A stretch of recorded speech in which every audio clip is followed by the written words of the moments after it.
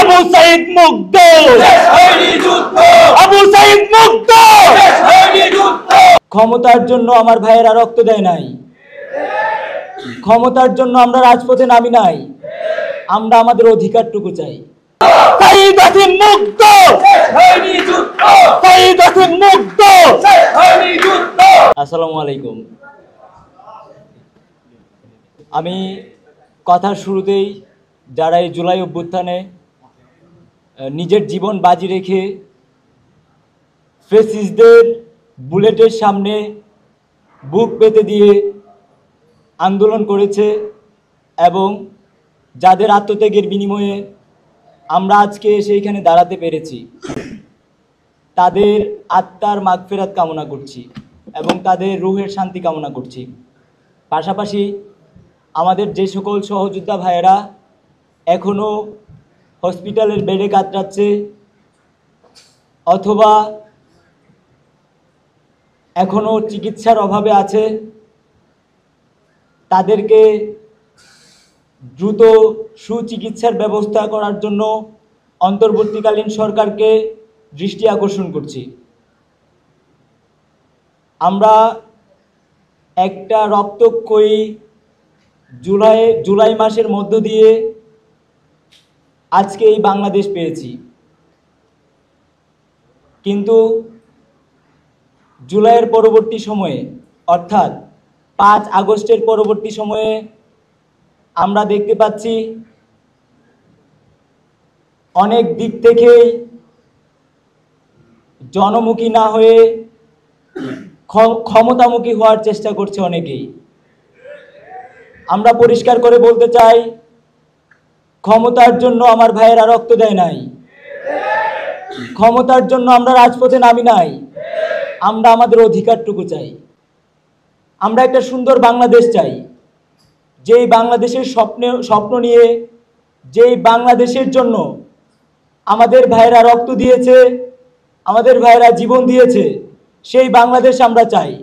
এর আগে কোনো রকম নির্বাচনের কথাই আমরা শুনতে চাই না।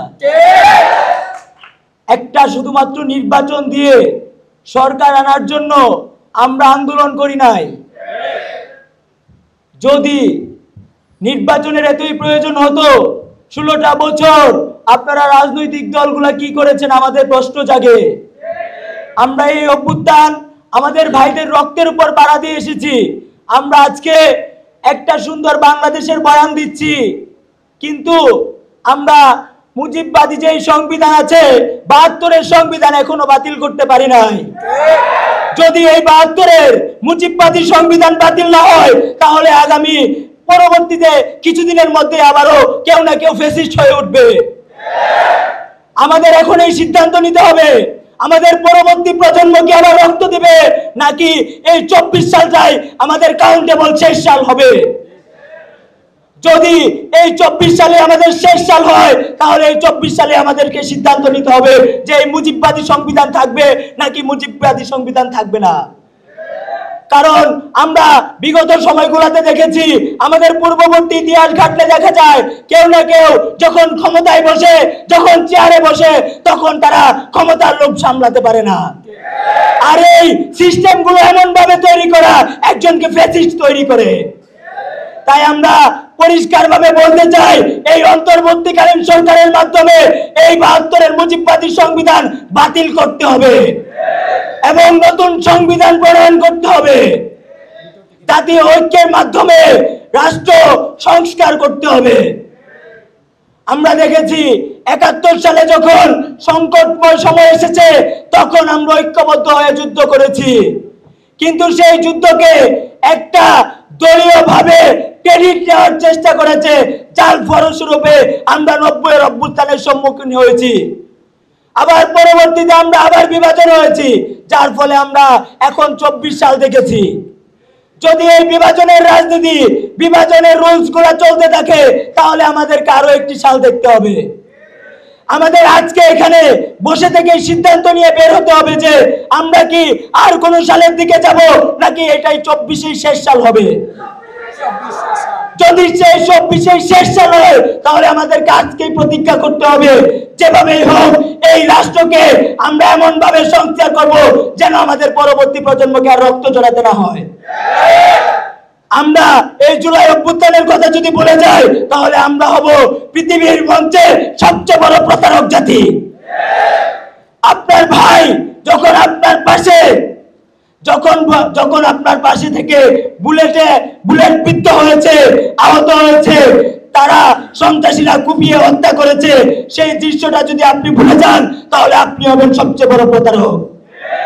সেই 24 সালে আমাদেরকে সিদ্ধান্ত নিতে হবে যে আমরা প্রতারক হব নাকি জুলাইয়ের সেই স্মৃতিগুলাকে ধারণ করে, জুলাইয়ের সেই চেতনাকে ধারণ করে আমরা একটি সুন্দর বাংলাদেশ বিনির্মাণ করব।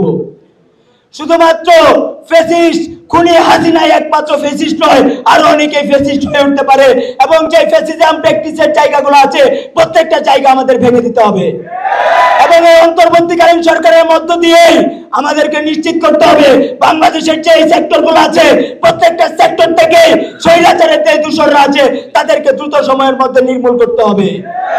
আমরা পরিষ্কারভাবে বলতে চাই আমাদের সংগ্রাম চলছে, আমাদের সংগ্রাম চলবে।